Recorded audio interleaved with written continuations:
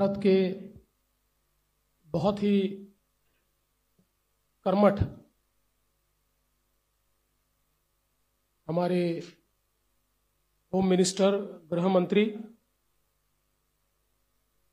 आदरणीय अमित भाई शाह, मंच पर उपस्थित हमारे सभी साथी और उपस्थित सभी पत्रकार मित्रों, सबसे पहले मैं आप सभी का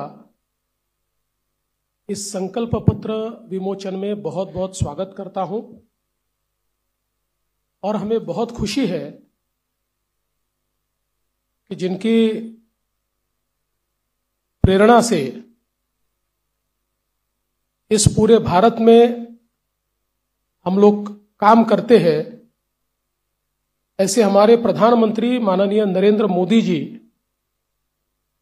इनके संकल्पों को महाराष्ट्र में यथार्थ में लाने का काम इस संकल्प पत्र के माध्यम से हो रहा है और भारत में हम सभी को जो ऊर्जा देते हैं, लड़ने की ताकत देते हैं और सामने खड़े रहकर हमारे साथ जो हमेशा युद्ध में आगे होते हैं, ऐसे आदरणीय गृह मंत्री अमित भाई शाह जी के हाथों से ये संकल्प पत्र का विमोचन हो रहा है। हे संकल्प पत्र म्हणजे विकसित भारताकरता विकसित महाराष्ट्र तयार करण्याचा रोडमॅप आहे। मी आपल्याला आठवण करून देतो, 2014 साली आम्ही एक संकल्प पत्र जारी केलं होतं आणि 2019च्या निवडणुकीला सामोरं जाताना त्या संकल्प पत्रातल्या कुठल्या कुठल्या गोष्टी आम्ही पूर्ण केल्या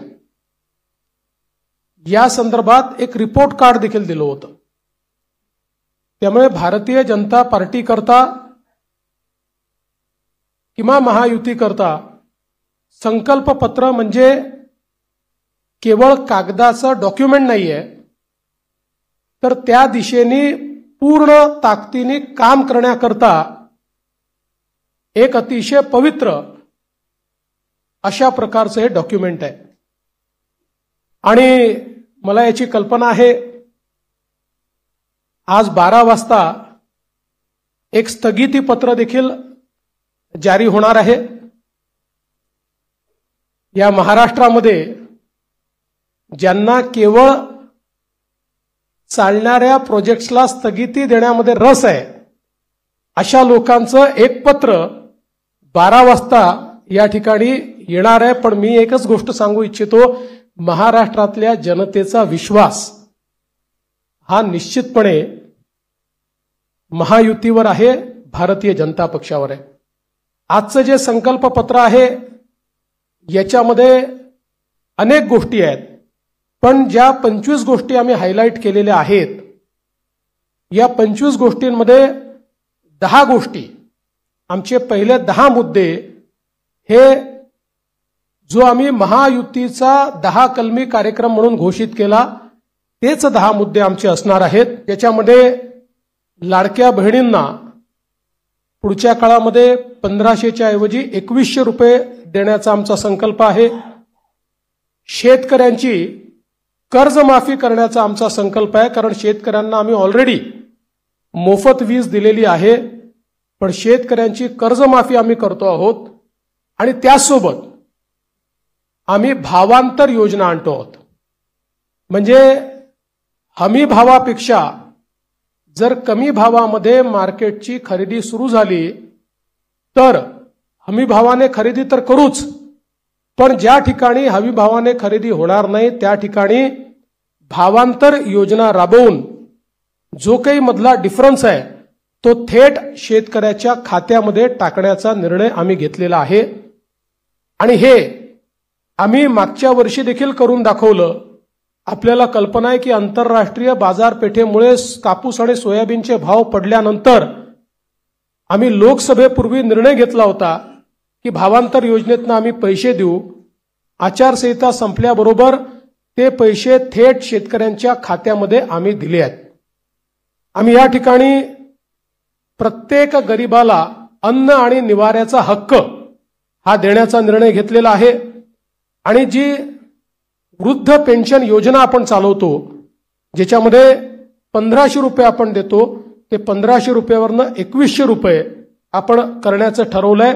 किंबहुना अशा प्रकारच्या सहाय्यतेच्या जेवढ्या योजना आहेत, मागच्या काळामध्ये महायुतीच्या सरकारने 1500 रुपये केले होते, ते 1500 रुपयाचे 2100 रुपये आता पुन्हा महायुतीचं सरकार आल्यानंतर आम्ही त्या ठिकाणी करणार आहोत. यासोबत ज्या जीवनावश्यक वस्तू आहेत त्यांचे भाव स्थिर ठेवण्याकरता आम्ही त्या ठिकाणी मार्केट इंटरव्हेन्शन करणार आहोत. येत्या काळामध्ये 25 लाख रोजगाराची निर्मिती ही महाराष्ट्रामध्ये करण्याचं लक्ष्य आम्ही ठेवलंय. आत्ता ज्या गतिशीलतेनं महाराष्ट्रामध्ये औद्योगिकरण होत आहे आणि एफडीआय मध्ये देशाच्या 52% एफडीआय आपल्याकडे आलाय, मला विश्वास आहे की 25 लाख रोजगाराच्या संधी आम्ही तयार करू. आणि त्याचसोबत 10 लाख विद्यार्थ्यांना या ठिकाणी विद्यावेतनाच्या माध्यमातून आम्ही त्या ठिकाणी नोकऱ्या करण्याकरता किंवा त्यांना रोजगार देण्याकरता अग्रसर असणार आहोत. दुसरं, मागच्या 2.5 वर्षामध्ये आम्ही सरकारी नोकऱ्यांवरचा सगळा निर्बंध हटवून जवळपास 1 लाखपेक्षा जास्त, आम्ही 75,000 घोषणा केली होती, पण 1 लाखपेक्षा जास्त नोकऱ्या या सरकारी क्षेत्रामध्ये त्या ठिकाणी दिलेल्या आहेत. आणि यासोबत आमचा प्रयत्न आहे की जो गरीब किंवा मध्यमवर्गीय आहे याला सौर आणि अक्षय ऊर्जेचा वापर करून त्याच्या वीज बिलामध्ये 30% सूट हे आम्ही त्याला देण्याचा प्रयत्न करणार आहोत. त्यासोबत सरकार स्थापनेच्या 100 दिवसामध्ये विजन महाराष्ट्र 2029 अशा प्रकारचं एक विजन डॉक्युमेंट हे आम्ही तयार करू. विज्ञान आणि तंत्रज्ञानाच्या क्षेत्रात आम्ही महाराष्ट्राला पहिल्या क्रमांकावर कसं ठेवायचं हा आमचा प्रयत्न असेल. मेक इन महाराष्ट्राचं जे धोरण आहे ते अधिक प्रभावीपणे राबवून याला मोस्ट प्रेफर्ड डेस्टिनेशन अशा प्रकारची परिस्थिती आम्ही तयार करू. महाराष्ट्राला फिनटेक आणि एआय याचा हब म्हणून आम्ही तयार करू. फिनटेक आणि एआय मध्ये सर्वात जास्त पुढच्या काळामध्ये रोजगाराची निर्मिती होणार आहे आणि त्याचं सर्वात मोठं केंद्र हे महाराष्ट्र असेल. यासोबत एरोनॉटिकल आणि स्पेस या क्षेत्रामध्ये उत्पादनाच्या संधी आहेत, त्या संदर्भात आमचं सरकार काम करेल. आम्ही असं ठरवलंय की शेतकरी या ठिकाणी जे काही खत खरेदी करतात त्याच्यावर जो एसजीएसटी आम्हाला मिळतो तो एसजीएसटी आम्ही शेतकऱ्यांना परत करणार आहोत. त्यासोबत आम्ही शेतकऱ्यांकरता मोठ्या प्रमाणात जी मूल्य साखळी आहे ती मूल्य साखळी तयार करण्याचा आमचा प्रयत्न असणार आहे, जेणेकरून शेतमालाला त्या ठिकाणी मोठ्या प्रमाणात भाव मिळेल. 2027 पर्यंत आता महाराष्ट्रामध्ये 11 लाख लखपती निधी आम्ही तयार केलेले आहेत. 2027 पर्यंत 50 लाख लखपती निधी या महाराष्ट्रामध्ये तयार करण्याचा आमचा संकल्प आहे. अक्षय अन्न योजना ही गरिबांकरता सुरू करण्याचा आमचा संकल्प आहे.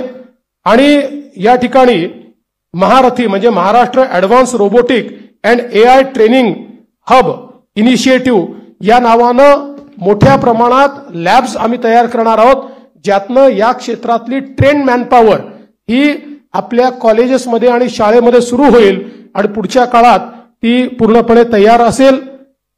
महाराष्ट्रामध्ये कौशल्य जनगणना आम्ही करणार आहोत, स्किल सेन्सस, आणि त्या स्किल सेन्ससच्या आधारावर वेगवेगळ्या सेक्टरमध्ये कुठे इंटरव्हेन्शन करण्याची गरज आहे आणि कशा प्रकारे त्या स्किलचा वापर करण्याची गरज आहे याचा प्रयत्न आम्ही करणार आहोत. यासोबत छत्रपती शिवाजी महाराज आकांक्षा केंद्र हे आम्ही तयार करणार आहोत, ज्याच्यामध्ये कोवर्किंग स्पेसेस असतील, इन्क्युबेशनच्या सुविधा असतील, ज्यातनं स्टार्टअप्समध्ये मोठ्या प्रमाणात विद्यार्थी असो किंवा स्टार्टअप करणारे जे नवतरुण असतील या सगळ्यांना एकत्रितपणे शेअर्ड पद्धतीनं सगळ्या प्रकारच्या प्लग अँड प्लेच्या सुविधा आम्ही देऊ, त्यांना इन्व्हेस्टमेंट न करता आपला व्यवसाय हा त्या ठिकाणी सुरू करता येईल। उद्योजकांना देखील नवीन उद्योजक तयार करण्याकरता 15 लाखापर्यंत बिनव्याजी कर्ज हे देण्याचा आमचा प्रयत्न आहे। आमचे जे विविध महामंडळ आम्ही तयार केलेले आहेत विविध घटकांकरता, त्यांना हे बिनव्याजी कर्ज 15 लाखापर्यंत देण्याचा आमचा निर्णय। यासोबत ओबीसी असतील, ईबीसी असतील, ईडब्ल्यू असतील, एनटी असतील, व्हीजेएनटी असतील आणि अर्थातच एससी आणि एसटी असतील, या सगळ्यांना शिक्षण शुल्क आणि परीक्षा शुल्काची प्रतिपूर्ती करायची हा निर्णय देखील या ठिकाणी आम्ही घेतलेला आहे। युवांमध्ये मोठ्या प्रमाणात फिटनेस असला पाहिजे या दृष्टीनं स्वामी विवेकानंद युवा आरोग्य आणि फिटनेस कार्ड हे आम्ही तयार करणार आहोत आणि युवांच्या फिटनेस करता एक मोठी मोहीम हातामध्ये घेऊन क्रीडा क्षेत्रामध्ये आणि फिटनेसच्या क्षेत्रामध्ये मोठ्या प्रमाणात संधी उपलब्ध करून देण्याचा आमचा प्रयत्न आहे। गडकिल्ल्यांच्या विकासाकरता प्राधिकरण हे तयार करण्याचा आमचा मानस आहे। मागच्या काळात काही गडकिल्ल्यांकरता आपण केला, पण सर्व गडकिल्ल्यांचं संवर्धन करणारं एक प्राधिकरण हे या ठिकाणी आम्ही तयार करणार आहोत आणि ज्येष्ठ नागरिकांना प्राधान्य देण्याच्या दृष्टीनं एक ज्येष्ठ नागरिकांसाठी विविध सेवा देणारं धोरण, आज आपल्याकडे आपण अनेक सेवा देतो, पण त्या सगळ्या ज्या सेवा आहेत या सेवांचं एक एकत्रित धोरण हे तयार करण्याचा आमचा प्रयत्न आहे। एकूणच जर आपण विचार केला तर प्रधानमंत्री महोदयांनी आपल्याला जो काही संदेश या ठिकाणी दिलाय की गरीब, शेतकरी, महिला आणि युवा हे जे 4 घटक आहेत जे विकसित भारत तयार करणार आहेत, या 4 घटकांना समोर ठेवून आणि त्यांच्यासोबत सिनियर सिटीजन्सला सोबत ठेवून सर्व जाती धर्माचे लोक हे या ठिकाणी आमच्या योजनांमुळे लाभान्वित होतील अशा प्रकारचं एक संकल्पपत्र तयार केलंय। जे मूळ आमचं डॉक्युमेंट आहे याच्यामध्ये सगळ्या क्षेत्रांचा रोडमॅप देखील आम्ही दिलेला आहे, त्या क्षेत्रांमध्ये काय होणार आहे हे देखील आम्ही सांगितलेलं आहे। आता मी त्यातले फक्त 25 हायलाइट आपल्याला सांगितलेले आहेत। आपण जर आमचं पूर्ण डॉक्युमेंट वाचलं तर याच्यामध्ये कुठलंही क्षेत्र सुटलेलं नाही।